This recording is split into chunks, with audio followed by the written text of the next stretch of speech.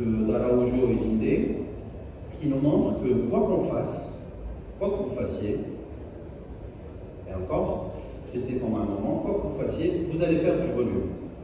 Donc, il y aura, on voit ça, c'est une patiente, j'ai eu la chance d'avoir cette patiente, je voyais souvent, elle passait pour autre chose, je lui posais ses implants, mais elle passait pour d'autres soins.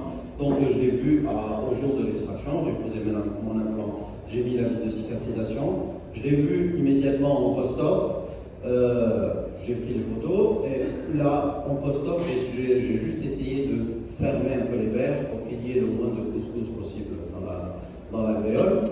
Je l'ai vu à 15 jours. Déjà, à 15 jours, vous voyez que je commence, entre guillemets, à perdre, mais la bonne nouvelle, c'est que l'alvéole se ferme. À 2 mois, regardez, l'alvéole, si vous voyez le bombé, hop là, si vous voyez le bombé ici, qu'on a ici, et le bombé qu'on avait initialement, ce n'est pas le même. Donc, on a perdu du volume. Sur un secteur molaire, certains me diront, et alors? Ben, allez, c'est pas grave. Si, c'est pas grave, c'est pas la fin du monde, mais c'est pas le but. C'est pas le but parce que dans le secteur molaire, c'est pour ça que je parle d'aspect fonctionnel, dans le secteur molaire, on a des embrasures. Et les molaires, c'est les dents avec lesquelles on mange le plus. Et vous savez, c'est quoi la première complication des implants dentaires statistiquement? Quand vous posez un implant, c'est quoi la première complication? Vous n'y penserez jamais. La première complication d'une pose d'un implant dentaire, c'est la carie de la dent adjacente. Mais c'est un classique. Faites vos composites, revoyez vos patients. Les points de contact, c'est quelque chose d'hyper important dans notre pratique. Parce qu'il faut que ça soit fonctionnel. Si le patient mange et il va stocker de la nourriture entre ses dents, vous ne lui rendez pas service. Que ce soit un composite, un overlay, une couronne, un implant, quoi que vous fassiez, si ce n'est pas fonctionnel, s'il n'y a pas de déflexion alimentaire, on aura des problèmes, fatalement. D'accord? Donc, si je perds, là je vois ça dans le sens vertical, mais si je vois ça dans un autre sens, ben, vous verrez que je vais perdre mes papilles, et mes papilles vont fermer mes embrasures. Si mes embrasures ne sont pas fermées, ben là je vais m'en tenir à l'hygiène du patient, à sa motivation, est-ce qu'il va passer du fil ou pas, est-ce qu'il va passer de l'hydropulseur, est-ce qu'il se brosse. Vous voyez, c'est un peu plus délicat. C'est pas la fin du monde, encore une fois, mais c'est moins bien. Donc, l'article d'Araujo et Linde parle de ça, et ils ont fait une série d'articles, Araujo et Linde, ils ont beaucoup aidé au développement de l'implantologie, mais Araujo et Linde expliquaient qu'il y avait 2 phases qui se passaient et qui se superposaient. Donc, ces 2 phases-là, donc, il y a pendant la première phase, on a, excusez-moi, donc, on a l'os qui est résorbé, c'est une phase de cicatrisation classique, l'os est résorbé, on a une néoformation osseuse, donc classique, remaniement osseux. Après, on a une résorption qui est produite à partir des surfaces extérieures des 2 parois osseuses en raison de cette perte osseuse supplémentaire qui est actuellement non comprise. Il y a des choses qu'on ne sait pas. D'ailleurs, c'est ce qui nous permet de faire de la recherche et permet aux gens de développer la science de jour en jour. Et c'est ce qui fait la beauté de la chose. Araujo et Linde ont bien travaillé, leurs travaux sont magnifiques, mais leurs travaux sont critiquables. Qui suis-je pour critiquer Araujo et Linde? Ils sont critiquables. Hein. Donc, c'est un modèle qui a été fait sur le chien. D'accord? On peut dire plein de choses. Les chiens se brossent en général pas les dents. En général. Il y a des fous qui brossent les dents de leur chien, mais bon, en général, ils ne se brossent pas les dents. Donc, du point de vue hygiène, c'est pas terrible. Donc, c'est un paramètre à prendre en considération. Un patient qui fait une extraction, en général, il se brosse les dents. Si vous êtes dans une optique implantaire, vous avez affaire à un patient un peu moins conscient s'il a fait la démarche pour venir faire un implant, c'est qu'au moins, il veut améliorer sa santé bucco-dentaire. Donc, si vous demandez au patient de se brosser, donc c'est déjà ça. Donc, l'hygiène, ils ont fait des lambeaux. Ils ont fait des lambeaux. Est-ce qu'on fait des lambeaux quand on fait nos extractions? Pas tout le temps. Le moins possible. On verra pourquoi. Et surtout que ça a été une étude sur les chiens, on voyait mal l'étude se faire sur des humains, à la Kuléhal.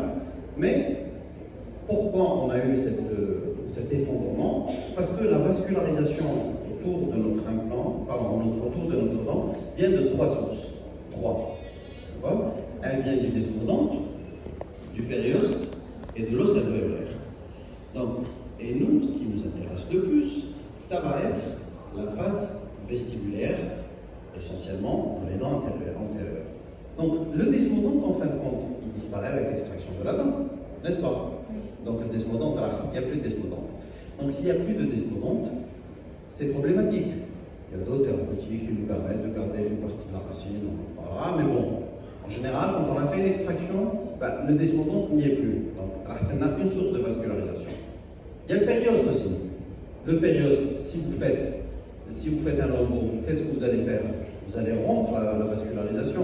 Et c'est ce qu'on a dit tout à l'heure. C'est-à-dire, vous allez faire des travaux, vous avez coupé la route, l'ambulance ne va pas venir. Donc nos cellules qui vont réparer vont mettre du temps à venir. Donc vous allez rompre la vascularisation qui va se remettre en place une semaine, 10 jours, 15 jours après, complètement. Mais cette étape-là, c'est de la perte de temps. Donc on a rompu deux sources de vascularisation. La troisième qui nous reste, c'est la vascularisation alvéolaire. Donc notre vascularisation alvéolaire, si on voit la moyenne, généralement sur les dents antérieures, la moyenne des épaisseurs des tables osseuses, elles sont inférieures à 1 mm. Inférieures à 1 mm. Donc, sur ce millimètre-là, il y a la table externe, la corticale, il y a la lamina dura de l'alvéole, entre les deux, il ne reste pas grand-chose. Donc, c'est vraiment négligeable. Du coup, là où on a le plus de choses à faire, ce qu'on peut faire pour garder notre relief osseux, c'est d'essayer de comprendre comment ne pas rompre la vascularisation, ou du moins la rompre le moins possible. Préservation alvéolaire, comblement, implantation immédiate, elles sont toutes envisageables. Il y a des cas où on peut le faire, d'autres pas. On ne va pas parler de tout le sujet aujourd'hui, on va survoler le sujet. C'est un sujet que je fais plus en longueur dans la formation d'implants qu'on fait avec Quantina. Une extraction achromatique. Une molaire, c'est quoi? Une molaire, en fin de compte, c'est une monoradiculée, enfin 3 monoradiculés qui sont associés pour faire une grosse dent. Donc, si vous êtes équipé, si vous coupez la dent, vous séparez les racines, vous transformez un cas, entre guillemets, difficile en un cas simple. Parce qu'en fin de compte, les dents monoradiculées sont relativement faciles à extraire. Donc, pour vous faciliter la chose, il faudrait que vous sépariez les racines et que vous fassiez en sorte que ce soit 3 monoradiculés. Et tout de suite, ça devient beaucoup plus simple. Même sur une monoradiculée, ça c'est un schéma qui a été tiré du livre de Tarno et Chou qui s'appelle Single Tooth Implant, que je vous recommande fortement si vous vous intéressez au sujet. Donc, même sur une monoradiculée, parce que très souvent vous dites typiquement prémolaire, mandibulaire, pas de prise, on n'a pas où poser nos élévateurs. C'est vrai, on n'a pas de prise. À nous de créer notre prise. Comment on va créer notre prise? Notre prise, on va couper la dent. C'est pas parce que c'est une monoradiculée qu'on ne peut pas la couper. Une monoradiculée peut être coupée. Donc on va couper la dent. Comment on va couper la dent? À travers son canal, mais très important, dans le sens vestibulo-palatin. Toujours. Pourquoi? Parce que tout simplement, quand on coupe dans le sens vestibulo-palatin, quand on passe avec nos élévateurs ou avec nos périotomes, en général là pour séparer avec un élévateur, quand on passe avec notre élévateur, on va exercer une pression sur la paroi mésiale et distale. Pas dans le sens vestibulo-palatin, très important. Si vous exercez une pression dans le sens vestibulo-palatin, on avait vu tout à l'heure que la paroi est très fine, vous risquez de la casser. Si vous cassez la paroi, c'est pas bien. C'est compliqué pour la suite. Elle-même. Donc c'est pas fatal, mais ça complique beaucoup les choses. Le but étant de préserver. Préserver, c'est le maître mot. Donc on sépare la dent, on mobilise, on sort un premier fragment. Le plus important, c'est rentrer dans l'axe de la dent, dans le canal. Laissez-vous guider par le canal. Le canal est centré dans la dent. Laissez-vous guider par le canal, allez le plus loin possible dans le canal pour séparer la dent. Comme ça, quand vous allez fracturer la plus grosse portion. Une fois que vous aurez enlevé un petit morceau, tout de suite, vous avez de la place pour pouvoir mobiliser votre dent, ou vous pouvez faire votre extraction, entre guillemets, facilement.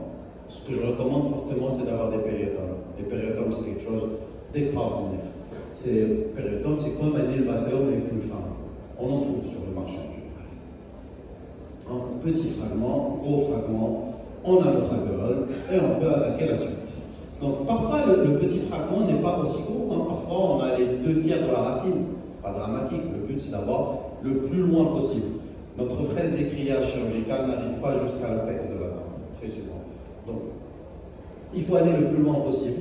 Plus vous allez loin, plus vous simplifiez la tâche. L'extraction traumatique, ça c'est un ancien cas. Le cas classique des dents que tous les dentistes détestent, c'est les prémolaires maxillaires ou la mandibulaire. Mais les prémolaires maxillaires, une fois, j'ai dit à un copain, regardez la dos, dès qu'il y a la dos. Oui, c'est une dent qui a des petites racines, on n'a pas de prise, c'est assez délicat. Encore une fois, on simplifie la tâche. Comment on va simplifier la tâche? On va séparer. On sépare les deux racines, ça nous donne deux petites racines qui seront beaucoup plus simples à extraire. Chirurgie sans lambeau. Pourquoi chirurgie sans lambeau? Maintenant on sait, parce qu'on ne veut pas rompre la vascularisation. On veut garder, c'est précieux. On a du périos qui va nous permettre de maintenir l'os, donc on va garder l'os. Il y en a, on va le garder, sachant que même en gardant le périos, on a supprimé une desmodante, donc on a enclenché en quelque sorte un processus de perte osseuse. D'accord? Mais on essaie de l'amoindrir. Donc on sépare l'extraction, chirurgie sans lambeau, on essaie de positionner notre lambeau le plus palatin possible. L'extraction-implantation, les détracteurs de l'extraction-implantation en médias, pendant longtemps, ont existé. Donc il y a un article qui est très intéressant de M. Akimoto. Ce monsieur-là avait expliqué qu'il voulait voir en fonction du gap, c'est-à-dire plus vous avez un gap autour des implants, qu'est-ce qui va se passer? Et très souvent, en secteur antérieur, il y a toujours un gap. On ne va pas poser un implant qui fait 5 mm.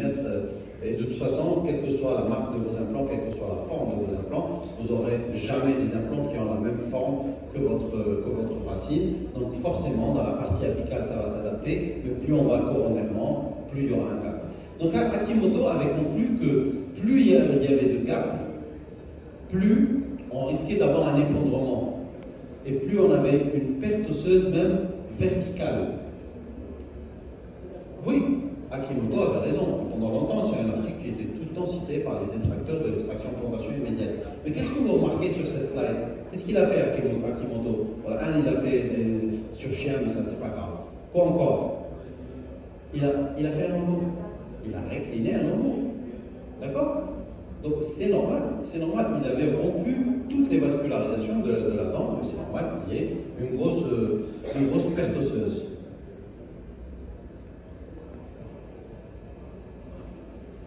On doit combler le gap, oui, avec un matériau peu résorbable, lequel, ce que vous voulez, mais en général, le matériau le plus documenté reste le matériau d'origine bovine.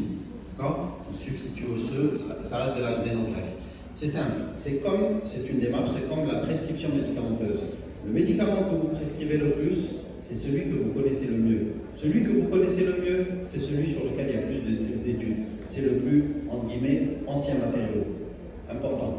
Il faut rester ouvert à la nouveauté, hein. Sinon on va stagner, sinon on n'aurait pas inventé la roue. Toujours est-il qu'il faut essayer d'utiliser le matériau sur lequel on a le plus de documentation possible. Très important. Temporisation. Oui, il faut temporiser. Comment? On va voir. Le cas a peut-être une dizaine d'années. La différence de temporisation, on a plusieurs façons de temporiser. Tout à l'heure, je vous ai montré une vis de cicatrisation, la toute première slide. Quand on a une vis de cicatrisation, on a une perte qui est relativement importante. C'est une étude qui a été faite, c'est une étude multicentrique qui a été faite. On a posé un implant, on a mis une vis de cica, implant plus provisoire, implant plus vis de cica comblement, implant plus provisoire et comblement. Et on a comparé les pertes des niveaux osseux. Comme vous pouvez deviner, donc il y a eu 4 groupes. Donc premier groupe, deuxième groupe, troisième groupe et quatrième groupe. Vous l'aurez deviné, bien sûr, les pertes du premier groupe sont les plus importantes, les pertes du dernier groupe sont les moins importantes. Là, si on fait un comblement plus bone graft et provisional, c'est-à-dire si on fait une greffe osseuse, un comblement de l'interstice plus une provisoire, c'est ce qui nous permet de conserver le plus. Le maître mot, c'est conserver. Conserver. N'essayez pas de recréer. Pourquoi recréer ce qu'on a déjà? Donc, on était sur une épaisseur moyenne de 10.2, on est à 10.1. Dans certains cas, on peut même gagner. Mais on essaie de simplifier les protocoles. Je vous ai dit, le but aujourd'hui, c'est de vous, pour certains, les réconcilier, et pour ceux qui ne font pas d'implant, de vous pousser à penser à ça. Franchement, l'extraction-implantation immédiate, c'est quelque chose à laquelle je pense en première intention. Si je vois un patient, c'est si quelqu'un veut un implant, il a déjà sa dent, ma réflexion est de poser un implant immédiatement après l'extraction. Et le premier acte de l'implant, maintenant, c'est l'extraction dentaire. À chaque fois que vous faites une extraction, pensez que ce patient pourra éventuellement dans le futur bénéficier d'un implant. Je pose la réflexion. Si le patient, parfois les patients ne sont pas prêts financièrement, et que le docteur, voilà, je vais faire un implant, mais pas dans l'immédiat, je vais extraire la dent. Je leur dis, écoutez monsieur, si ça ne pose pas de problème, s'il n'y a pas d'infection qui est active, quand vous déciderez de faire votre implant, on va faire l'extraction. Comme ça, ça va nous permettre de garder le maximum de volume et de relief osseux. Il y a certains cas où on le fait, d'autres pas, ça a des limites. Mais les limites sont de plus en plus poussées. La classification des liens éternels ont permis de classer 3 types d'alvéoles extractionnelles dans le secteur antérieur. Il y a une autre classification pour le secteur postérieur. Donc dans le secteur antérieur, on a 3 types. On a le type 1, ce qui est bien, c'est-à-dire on a de l'os et de la muqueuse en vestibulaire. Le plus souvent, c'est bien. Type 2, on a de la muqueuse, mais pas d'os. Ça, c'est moins bien. Et le pire, c'est quand on a une grosse récession vestibulaire, on n'a pas d'os, pas de muqueuse. Ça, c'est clair qu'on ne va pas poser un implant. Pour le secteur postérieur, ça a été défini autrement, et je vous parle du secteur postérieur parce que l'extraction-implantation immédiate est aussi importante dans le secteur postérieur. Et elle est un peu plus délicate parce que c'est un peu plus difficile à stabiliser. Donc quand vous voyez les différents types d'alvéoles, si vous voyez les types d'alvéoles de type A de Smith et Tarnow, là, type A, vous avez un gros septum interdentaire. Là, c'est une molaire maxillaire, mais ça peut être une molaire mandibulaire. Vous avez un gros septum interdentaire. En fait, quand vous faites votre extraction traumatique, toujours, une fois l'extraction faite, vous vous retrouvez avec un gros septum. Le gros septum, ça va être quoi? Ça va être votre futur. En fin de compte, c'est votre crête. Du coup, c'est bien. Et ça, c'est le cas qui est favorable. Dans le type B, vous avez un septum, mais moins gros. Là, c'est un peu plus délicat de forer. Il y a des astuces pour rester dans le septum, mais c'est un peu plus délicat de forer. Et quand vous posez votre implant va être stabilisé apicalement dans votre septum qui est pyramidal, mais dans la partie coronaire, il ne sera plus au contact de l'os. Et il y a le type C, qui est le plus challenging, c'est le plus délicat. Et celui-là, vous n'avez pas de septum, c'est un gros trou. Typiquement, les racines qui sont confluentes. Vous le trouvez parfois, en général, c'est les 7. Les 7, que ce soit maxillaire ou mandibulaire, très souvent, vous avez des racines qui sont un peu ramassées, vous avez un gros truc. Ou vous avez un petit septum, quand vous allez luxer la dent, vous allez enlever la dent avec son septum, qui est fin. De toute façon, qui vous aurait servi à rien du tout. Donc, ça, c'est un peu plus délicat. Et c'est là où, dans certains systèmes implantaires, on peut avoir des implants de très large diamètre. Et ça nous permet de poser des implants même dans les cas délicats. En secteur postérieur, vous allez me dire, pardon, en secteur antérieur, vous allez me dire que c'est pas grave, je vais stabiliser apicalement. À la mandibule, apicalement, on a le nerf alvéolaire. Au maxillaire, apicalement, on a le sinus maxillaire. Donc on a des structures anatomiques qui nous donnent certaines contraintes. C'est pas la fin du monde, surtout le sinus, c'est pas dramatique. Le nerf alvéolaire, c'est pas négociable. Le sinus, ça se négocie. On peut faire un petit rehaussement sinusien, on peut stabiliser notre implant dans la corticale sinusienne, mais dans le secteur mandibulaire, c'est pas possible, c'est pas négociable. Donc vous devez stabiliser votre implant sur vos parois. Comment faire? On est obligé d'avoir des implants extra wide, c'est-à-dire super larges. Il n'y a pas beaucoup de marques qui font ça. Les marques qui font ça valent le coup. Là, par exemple, je stabilise mon implant sur un septum. Il faut bien viser ou il faut bien prévoir. Il y a plusieurs façons de faire les choses. Soit vous visez bien, mais sincèrement, c'est pas après votre productif de viser bien. Moi, je vous conseille de bien prévoir. Faites des guides chirurgicaux, ou encore mieux, je vais vous montrer, fraiser au travers des racines, mais on va voir ça. Je le fais depuis une bonne dizaine d'années, et à l'époque, ce n'était pas publié, et ça s'appelle drilling through the root, c'est-à-dire fraiser, forer au travers de la racine. Maintenant, c'est publié, c'est consensuel. Donc, vous voyez notre implant qui est posé juste sur le septum et qui est stabilisé, allez, on va dire 2-3 mm apicalement. Donc, ça nous a permis de stabiliser notre implant, et surtout, quand on voit la cicatrisation, c'est un implant qui a complètement cicatrisé. Cet implant-là a un col lisse. Donc, le col lisse est supra-osseux. Ce n'est pas une perte osseuse, c'est juste que j'ai un col lisse. Ce col lisse-là, à l'époque, j'utilisais avec des implants avec des cols lisses. J'aimais bien les cols lisses parce que ça me permettait d'avoir un manchon autour de mon implant, un manchon muqueux. J'aime beaucoup les implants avec col lisse, mais bon, il y a plusieurs concepts. Ça se vaut. Donc, vous voyez l'évolution, pas d'os, de l'os, et je n'ai absolument pas greffé. Je ne suis pas obligé de greffer. Il y a une différence, mais on n'est pas tout le temps obligé de greffer. En secteur antérieur, c'est bien. En secteur postérieur, parfois, il suffit juste de bien fermer l'alvéole. Et quand on voit les différences de l'alvéole, vous voyez, regardez, là on a encore la dent, là on n'a plus la dent, on a posé un implant. Les différences sont flagrantes.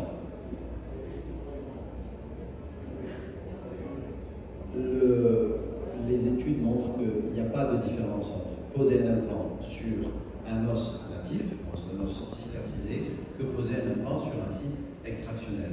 Si vous avez besoin de preuves scientifiques pour ça, et les preuves existent de plus en plus. Il y a des détracteurs, encore une fois, de l'extraction implantation immédiate, notamment beaucoup le col suisse, dans un moment, même eux commencent à se rendre à l'évidence, parce que c'est évident, c'est quelque chose qu'on voit quotidiennement dans notre pratique. Ça, fracture, la patiente avait une couronne, fracture, que faire?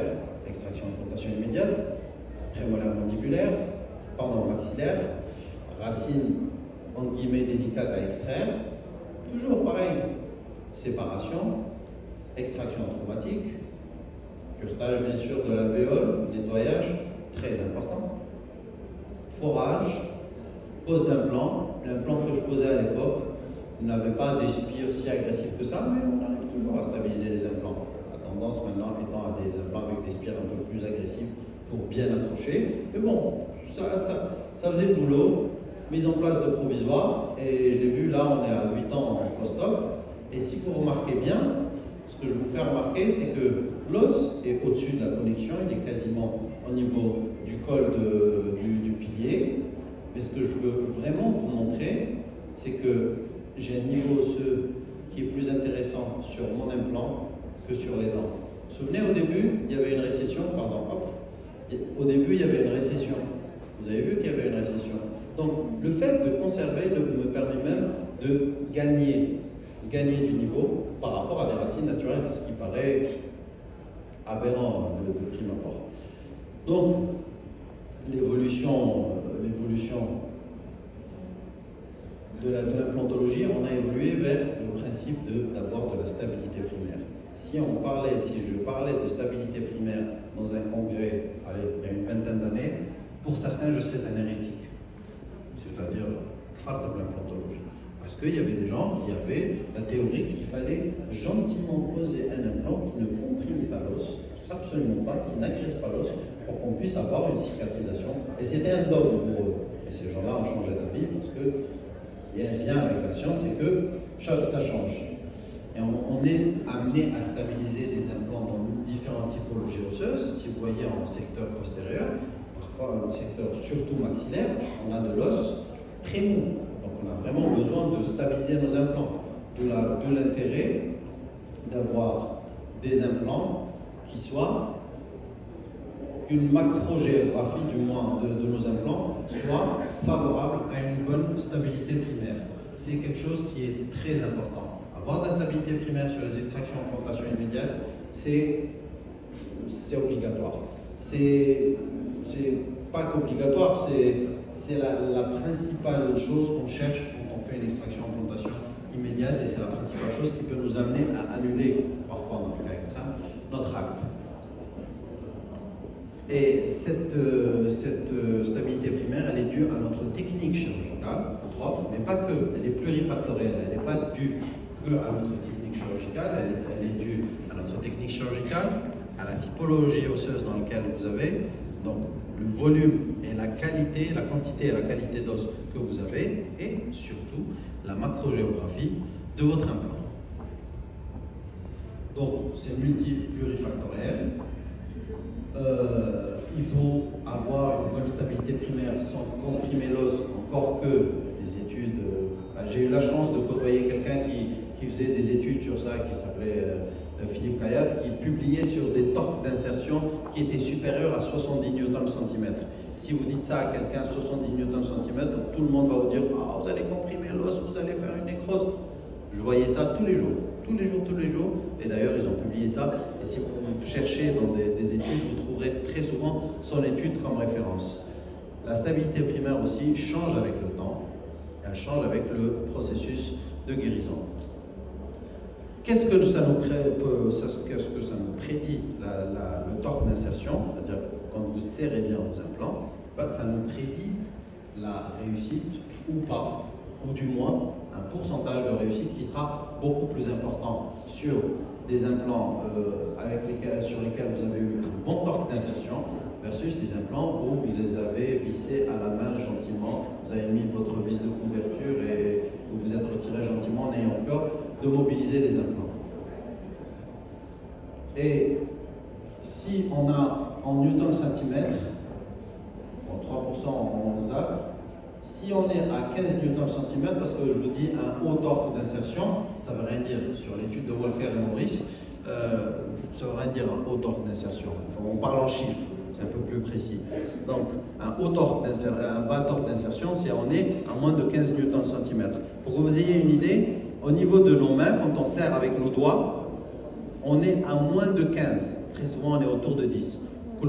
La force et parfois c'est dû aussi à la forme de nos tournevis. Il y a des tournevis un peu plus gros qui nous permettent d'avoir un peu plus de torque et des petits tournevis qui nous permettent pas d'avoir un bon torque. Donc en tout cas, en dessous de 15, vous êtes à 86% de taux de réussite, ce qui est très bien. C'est bien, hein, c'est bien. En revanche, entre 15 et 30, là, ça va mieux. Et au-delà, on est à 96% de taux de réussite. Là, on s'approche vraiment des 100%. Et très peu de thérapeutique. Quand on dit réussite, on soit d'accord, réussite d'ostéo-intégration. Parce que les critères de réussite sont multiples, mais ce qu'on prend comme critère de réussite, c'est ostéo-intégration. On a 96% de taux d'ostéo-intégration. Si vous comparez à toute thérapeutique dentaire, à de l'endodontie ou à de la prothèse ou du collage, direct ou indirect, avoir 96% de taux de réussite, c'est très rare d'avoir ce genre de taux de réussite. Donc, on est très bien. Donc, ça, en dessous de 15, on est bas. 15-30, c'est moyen. Au-delà, c'est bien. Au-delà, c'est bien. C'est ce dont on a besoin quand on fait des cas d'extraction implantation immédiate. Parce que, tout à l'heure, ce qu'on a vu, c'est que idéalement, ça serait bien de poser une couronne provisoire ou, encore mieux, on peut faire un compromis, parce qu'en fait, quand une couronne provisoire, pourquoi, où est l'intérêt de la couronne provisoire? C'est qu'elle va bien fermer l'alvéole. C'est ça le but. Alors que notre vis de cicatrisation, elle a une forme circulaire qui ne va pas bien fermer. On peut faire des vis de cicatrisation personnalisées ou des vis de cicatrisation anatomiques. Le but étant de sceller l'alvéole. Donc, et pour pouvoir faire ça, il faudrait qu'on ait un maximum de temps pour maximiser notre réussite. Quand vous avez des spires agressives versus des spires classiques, les spires nous permettent de couper l'os sans le comprimer, les spires classiques vont comprimer. Il y a des implants qui se stabilisent par compression, il y a des implants qui se stabilisent avec leur spire. L'os ressemble beaucoup plus à du bois qu'à du métal. Donc les vis, si vous allez à la quincaillerie, pour ceux qui bricolent, si vous avez besoin d'une vis, il y a la vis à bois et la vis à métal, c'est pas la même chose. Donc là, la fameuse vis Parker à quincaillerie, donc notre os ressemble à ça. Donc on a besoin d'une vis qui a des spires importantes, surtout quand on a des typologies osseuses qui ne soient pas favorables à la stabilité primaire. La stabilité primaire change excusez-moi. L'ISQ, ce qu'on appelle l'implant stability quotient, c'est-à-dire c'est un quotient avec un appareil qui va faire une onde ultrasonique qui va nous permettre d'avoir ce qu'on appelle le bon implant contact, le contact os-implant. Et ça va changer dans le temps. Au début, on a notre implant qui est noyé dans notre os, mais notre os va réagir au cours de la cicatrisation. Et on nous a toujours appris que l'os est en perpétuel remaniement. Qu'est-ce qui va faire l'os? Cet os a été agressé doublement. Première agression, vous passez avec un forêt, vous broyez vos cellules. C'est une agression. Deuxième agression, vous passez avec un implant, vous le vissez, vous le filetez. Donc cet os a été agressé. Qu'est-ce qu'il va faire? Il va s'adapter. Comment il va s'adapter? Eh bien, il va faire une petite ostéoplasie. Il enlève les anciennes cellules, il va reconstruire. Donc, au début, quand on avait un maximum de contact os-implant, c'est bon, on a bien contact os-implant. Mais avec l'os qui est autour de notre implant va devoir cicatriser. Donc, il va cicatriser dans un premier temps, et donc il va un peu disparaître. Du coup, notre surface de contact va diminuer. Et c'est la phase critique. C'est pour ça que quand vous faites une mise en charge immédiate, une mise esthétique immédiate, c'est les 24-48 heures qu'il faut le faire. Sinon, au-delà de ça, vous commencez à perdre et ça peut compromettre le résultat. Et c'est cette période critique où il y a le remaniement osseux où il ne faut absolument pas toucher à votre implant. Exemple, si vous perdez une vis de cicatrisation au bout de 2-3 semaines, un peu plus, ne la touchez pas. Ne remettez pas votre vis de cicatrisation. Parce que si vous remettez votre vis de cicatrisation, vous risquez de mobiliser votre implant. Et si vous mobilisez votre implant, l'ostéo-intégration a une logique d'immobilisation. Si quelqu'un se fracture, d'ailleurs, Brandmark, qui est orthopédiste à la base, si quelqu'un se fracture, la première chose à faire, c'est d'immobiliser. On immobilise pour que ça puisse guérir. Si ça bouge, ça ne va pas guérir parce qu'au début, les cellules vont faire des ponts et faire des ponts de collagène. Ils vont cimenter tout ça. Donc, dans cette période-là, on n'y touche pas. Ça, c'est un cas qui a une dizaine d'années. Là, par exemple, j'utilisais des implants. Là, j'ai utilisé un implant de 4,7 mm en secteur antérieur. J'avais pas le choix. Pour stabiliser, j'arrive pas à stabiliser. J'ai utilisé un implant de 4,7. Est-ce que je referai ça? Non. Est-ce que ça pose problème dans l'immédiat? Non. Pas de problème. J'ai même le suivi. Mais j'ai dû poser un implant de gros diamètre parce que les implants que j'utilisais à l'époque, qui étaient très bien, avaient des petites spires. Maintenant, les implants que j'utilise ont un peu plus grosses spires, ce qui nous permet de les stabiliser même dans des conditions précaires. La prothèse d'Ac, il y a 9 ans. Je revois le patient, je revois la patiente, tiens. D'ailleurs, j'étais en train de voir, je fais une consultation, la patiente qui a dit, ah, c'est vous madame, j'avais oublié son nom. C'est vous madame, je vous cherche, ça fait des années, je voulais faire le suivi. Donc je revois ma patiente il n'y a pas longtemps. Et franchement, une telle stabilité tissulaire, moi je veux bien. Sincèrement, quand on voit ce genre de cicatrisation, on est content, on sent qu'on sert à quelque chose. Donc c'est très important. Quand vous avez une pratique, quand vous voyez vos patients, quand vous faites un simple composite. On bat le patient 5, 10 ans plus tard et que vous voyez votre composite encore en bouche, ou votre amalgame, pour certains, encore en bouche, c'est une satisfaction. On est tous d'accord sur ça. Et c'est une rémunération émotionnelle au-delà de l'aspect financier, on l'a oublié.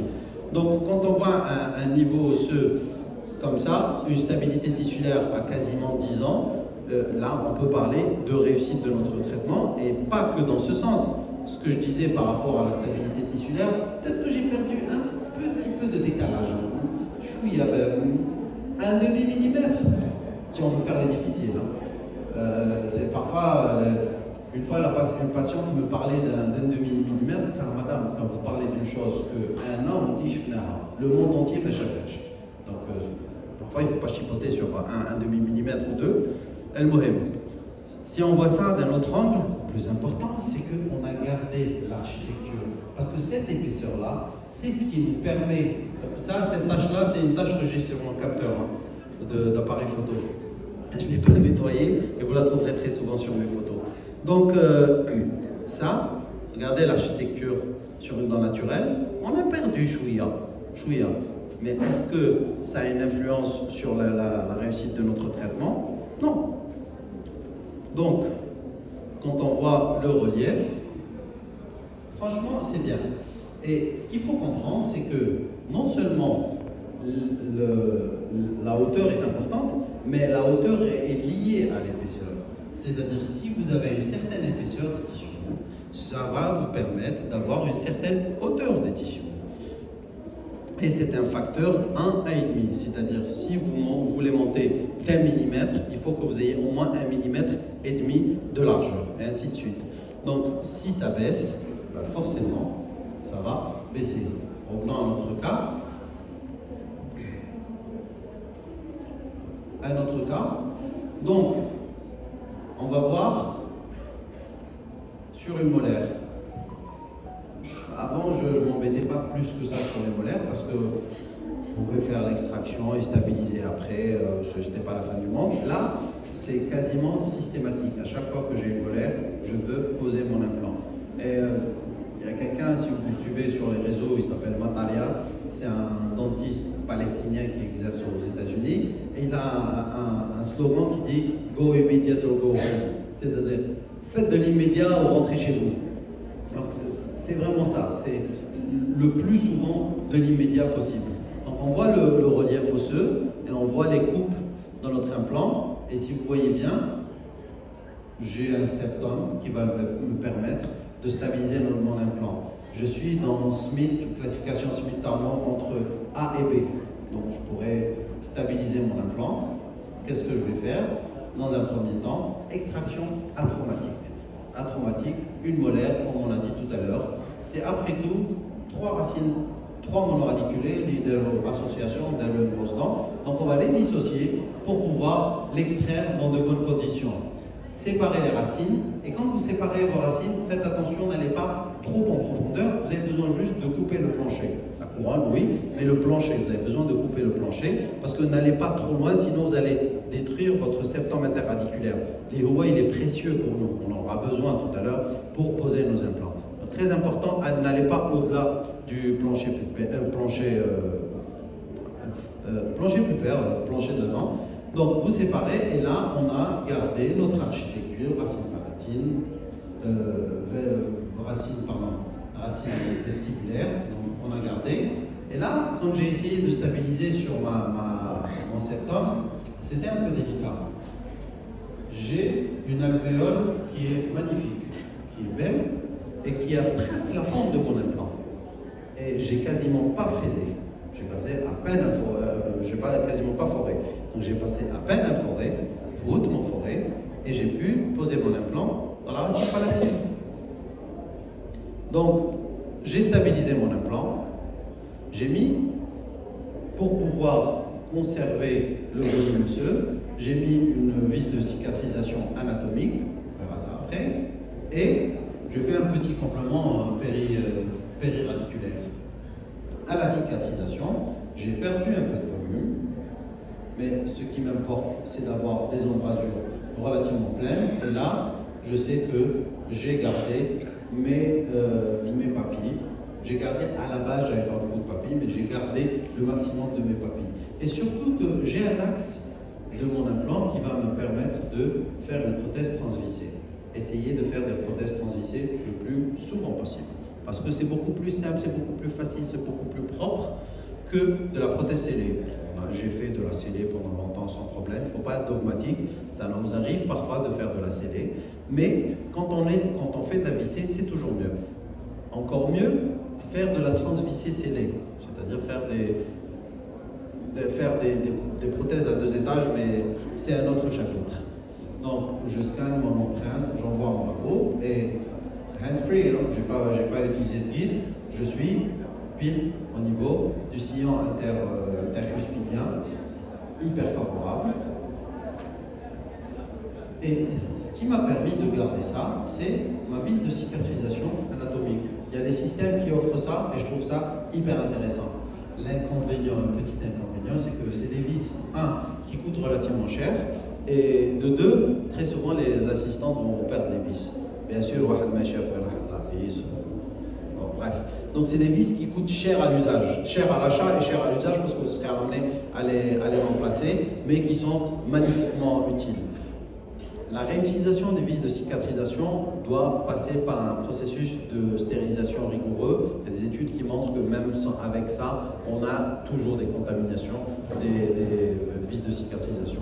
On peut faire des scellements alvéolaires avec ce qu'on appelle le SSA, mais même le composite pose problème pour d'autres raisons. Donc le compromis, ça a été de vis de cicatrisation et regardez comme j'ai gardé l'architecture de ma gencive et hop, je montre cette papille-là, je ne l'avais pas dès le début. J'avais un peu, j'ai gardé le peu que j'avais. Donc, mais je n'ai pas recréé. Avec le temps, on peut, dans certaines conditions, on peut un peu regagner de la papille. Surface de notre dent, regardez. Mon prothésiste a un problème avec moi, c'est que j'ai un microscope. Et je vois tout le temps les pièces qui m'envoient ce microscope. Il dit, bah oui, je suis désolé, je regarde. Et parfois, c'est quand je prends des photos. Parce qu'avant de visser cette dent, j'ai pris des photos. Qu'est-ce que je vois? Je vois que ça, c'est pas lisse. Donc, il faut que ça soit lisse. La partie transgingivale doit être la plus lisse possible. Parce que nos cellules, nos hémidesmosomes, vont se coller. Si vous avez une ventouse, si vous mettez la ventouse sur du verre, ça tient. Si vous mettez votre ventouse sur des ciments, ça tient? Non, parce qu'il y a une surface qui est lisse et une surface qui est rugueuse. Nos cellules adhèrent de la même façon. Il faut que ça soit lisse. Si ce n'est pas lisse, ça ne tiendra pas.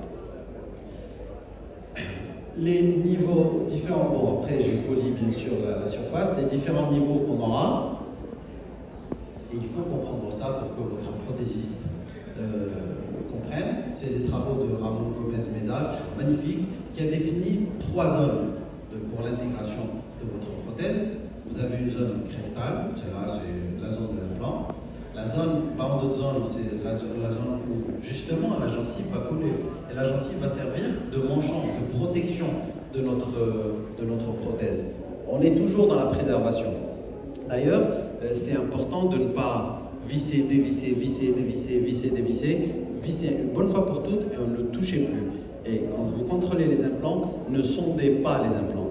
Il ne faut pas sonder les implants. Parce que quand vous passez votre sonde autour de vos implants, vous allez rompre ces hémidesmosomes. Ne sondez jamais autour des implants. D'accord? À la limite, passez la soufflette. Passez juste la soufflette et regardez. Et vous allez voir que la gencive libre autour des dents bouge. Autour des implants, quand les choses se passent comme il faut, elle ne bougera pas. Donc, et la dernière zone, c'est la zone esthétique. C'est valable pour les zones molaires. Voilà, c'est une molaire, c'est pas grave. Mais, que ce soit molaire ou incisive. Ok, donc, pardon. Et ces zones-là, pourquoi je vous dis ça? Parce qu'il faut comprendre la forme. Cette forme-là doit être droite. La deuxième forme doit être concave. Et la troisième zone doit être convexe. Ça, il faut expliquer ça à votre prothésiste. Parce que les prothésistes qui vous fabriquent des cubes, ça, c'est pas bon. Mais lui, c'est pas de sa faute. Hein. Le prothésiste, il fait comme il veut. Dites-lui ce qu'il doit faire, il le fera. Donc, c'est pas son travail, c'est votre travail de lui expliquer ça. Donc ce n'est pas le problème pour le prothésiste, le problème, c'est le praticien qui doit communiquer avec son... Même pour la hauteur de vos T-base, donc la hauteur transgingivale de vos T-base, c'est à vous de les choisir. Ce n'est pas au prothésiste de les choisir. Donc, je passe rapidement, je finis avec ce cas ou un autre. Donc, on voit notre implant, pardon, excusez-moi, on voit la cicatrisation de notre implant. La vidéo a commencé. Voilà. Cicatrisation, regardez l'espace que j'ai en vestibulaire. J'ai posé dans la racine palatine. Regardez l'espace que j'ai en vestibulaire. Donc, vous avez vu l'étude qu'on a montrée tout à l'heure, que l'épaisseur jouait un rôle sur la hauteur. Donc, j'ai besoin d'épaisseur en vestibulaire, le plus possible, idéalement. Et là, vraiment, j'ai gardé une bonne épaisseur en vestibulaire, ce qui va me permettre d'envisager un bon avenir pour cet implant. C'est un implant qui a 2 ans, je crois, même pas, avec 1 an et demi, voilà. Pas beaucoup. En revanche,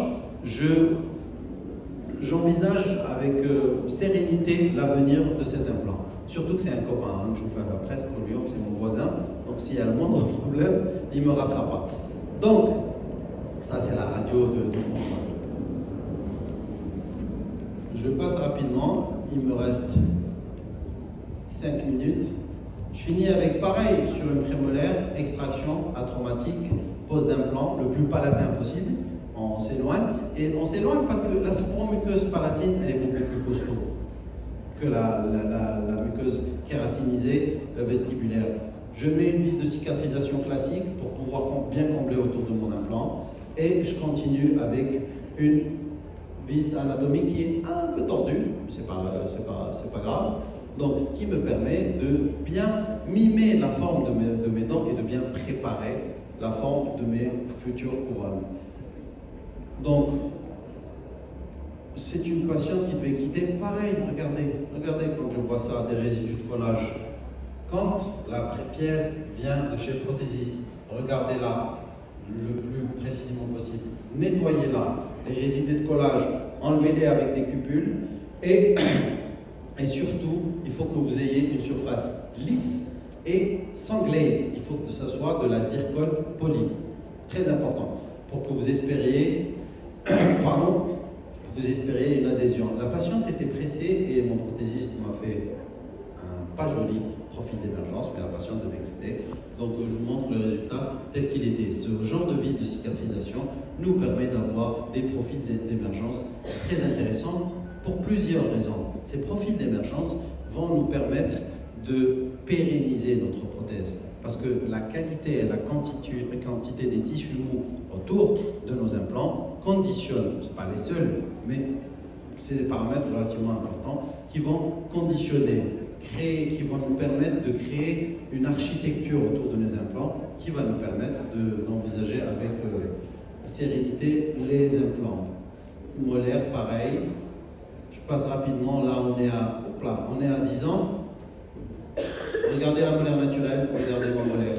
Extraction, implantation immédiate. Et j'avais fait ça avec un implant qui accrochait bien, mais pas plus que ça.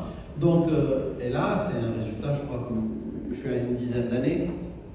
Regardez l'épaisseur, c'est cette épaisseur-là. Et si je compare, c'est une patiente à qui j'ai posé des implants. Les implants du haut, c'est les miens, les implants du bas, c'est pas le mien. Elle a une périimplantite, ça arrive. Donc, elle a fini par enlever cet implant. Donc, si vous comparez, regardez, quand vous comparez l'extraction implantation immédiate par rapport à de l'os natif. Regardez le volume que j'ai, regardez comment j'ai conservé le volume et le relief osseux. Mais ça, c'est pas pour le fun, c'est pas j'ai conservé pour conserver. J'ai conservé parce que c'est un paramètre qui va me pérenniser mes implants. J'ai de l'espace, regardez cet implant, j'ai de l'espace autour de cet implant. Regardez sur cette coupe, j'ai de l'os et au-dessus de la muqueuse et de l'os qui monte assez haut. Ça, c'est un implant c'est des tissue level, c'est des implants qui étaient des colis de chez Sigma il y a longtemps, mais c'est un implant qui va me permettre de pérenniser notre restauration. Et voilà, je finis rapidement. C'est bon? Presque. Donc, c'est le cas tout à l'heure. Les cas limites. Est-ce que j'aurais posé un implant là il y a quelques années? Non. Est-ce que j'ai posé maintenant? Oui.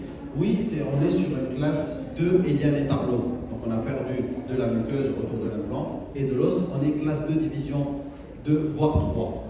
Est-ce que j'aurais posé? Non. Est-ce que je pose maintenant? Oui, je pose parce que je comprends la biologie et je comprends que j'ai de la gencive kératinisée. C'est ce qui va me permettre de pérenniser mes résultats. J'ai vu le patient il n'y a pas longtemps et tout allait bien. Bref, on va tous se casser les dents. Je finis par une note positive. Vous allez tous vous casser les dents sur des cas, mais c'est pas grave. Et là, je vous montre des réussites, mais je pourrais vous montrer des échecs. On aura tous des problèmes. Mais l'échec n'est pas fatal et n'est pas final. L'échec, c'est juste il faut recommencer les choses. Le plus intelligent, parler du taxi de tout à l'heure, qui conduit depuis 20 ans, qui n'est pas Michael Schumacher, il faut apprendre de nos échecs et avoir une réflexion très importante. Quand je fais des formations, très souvent, les praticiens veulent passer à la pratique. Le docteur me dit la pratique. Il faut comprendre ce qu'on fait. C'est pour ça que je vous ai expliqué la vascularisation. Comprenez la vascularisation, comprenez la morphologie, comprenez la biologie de votre os et de vos implants. C'est ce qui va vous permettre d'apprendre de vos échecs et, in fine, ne plus en faire. Voilà, j'espère que j'ai respecté le temps. Merci de votre attention. À la prochaine fois. Et vis de cicatrisation personnalisée. Le truc, c'est que l'idéal, c'est la vis de cicatrisation personnalisée. Mais vous verrez que ce qu'on appelle le SSA, c'est le Socket Sealing Abutment. Donc, idéalement, il faut faire une vis de cicatrisation personnalisée.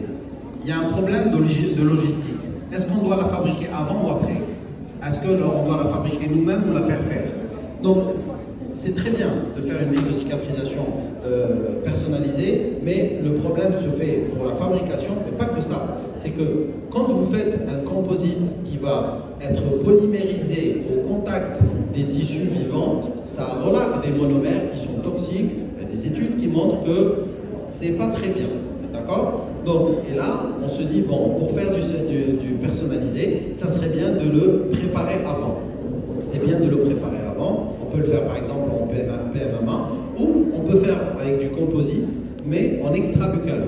C'est-à-dire qu'on ne va pas faire polymériser le composite au contact de nos tissus, donc on va le faire polymériser. Il y a des protocoles qui existent pour ça. Mais ça reste l'idéal. Mais l'idéal n'est pas toujours faisable. Et très souvent, par manque de temps et par manque de logistique, on ne fait pas des vis de cicatrisation personnalisées.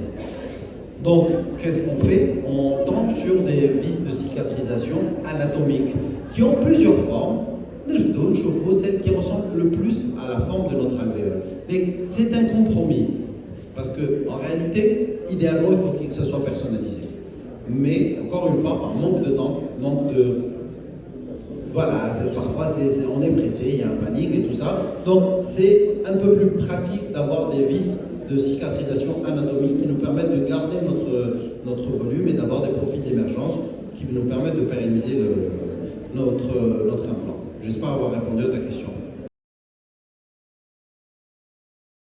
On peut faire une extraction traumatique quand on peut, mais parfois, dites-vous que si on peut prendre la dent, si on peut la prendre avec le davier, c'est que quelque part c'est une dent qui est restaurable.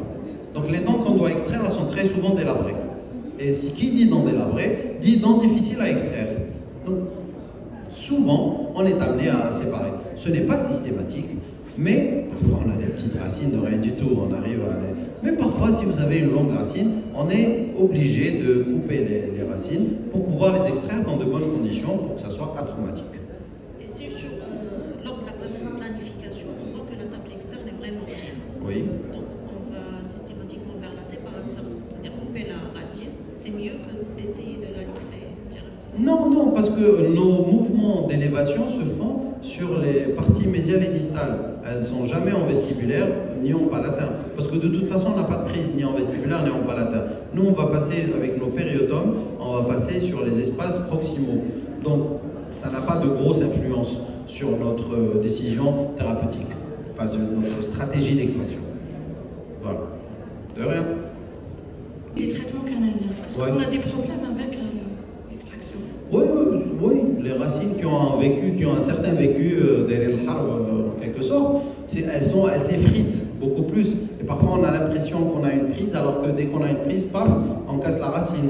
Donc c'est clair que les racines qui ont un certain vécu et un traitement endodontique sont un peu plus fragiles et parfois, en première intention, on décide de prendre nos dispositions pour faire l'extraction dans de bonnes conditions. Et pour les racines des dents soudées, l'extraction déjà, elle est très la dent soudée, ça est là, qui a le canal calcifié. C'est une excuse qui arrange bien les patients. Ça nous arrange. D'accord? Donc, c'est extrêmement rare. Mais sincèrement, à part sur un historique de trauma antécédent, je suis jamais tombé sur une dent. Les dents, comment dire, ankylosées. Les dents ankylosées, c'est maintenant à la fac. À la fac, quand ils disent dents ankylosées, moi, j'en ai pas vu. Je dis pas que ça n'existe pas, mais je dis que j'en ai pas vu. Et je pense que si j'en ai pas vu, c'est que soit il y en a pas, soit il y en a très peu. Donc, est-ce que sur ce très peu, on va s'attarder? Pas vraiment. Donc, et on arrive toujours à enlever les dents.